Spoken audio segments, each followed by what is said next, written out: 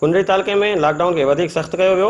Corona जा case वधण बाद हुकूमती हिदायतुनि ते अमल कंदे पुलिस ऐं रेंजर्स तरफ़ां लॉकडाउन के वधिक सख्त कंदे क्रैकडाउन पिणु कयो वियो।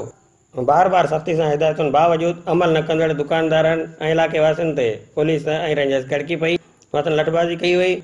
बेल सवारी कंदड़ मोटरसाइकिलनि ऐं रक्षनि वारनि खे गिरफ़्तार करण बदिरां संदुनि रक्षनि ऐं मोटरसाइकिलनि जे टायरनि जी हवा कढे खेनि पंधि वापसि वञण जी हिदायत कई, जंहिं बाद हू सख़्तु परेशान थींदा रहिया। बुस्टा में हिकु कांटे वारे दुकानदार हयात पठान तरफ़ां दुकान खोलण ते मथां लठबाज़ी करे तशदुद कयो वियो, जंहिं ख़िलाफ़ दुकानदार पारां एहतिजाज पिणु कयो वियो।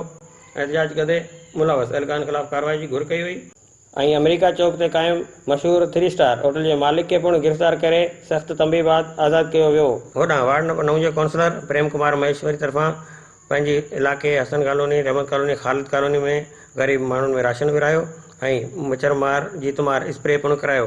लॉकडाउन के 31 ॾींहं मुकमल थियण बाद सुभाणे खां वधीक सख़्ती करण ऐं क्रैकडाउन पिणु तेज़ करण जो फ़ैसिलो कयो वियो आहे।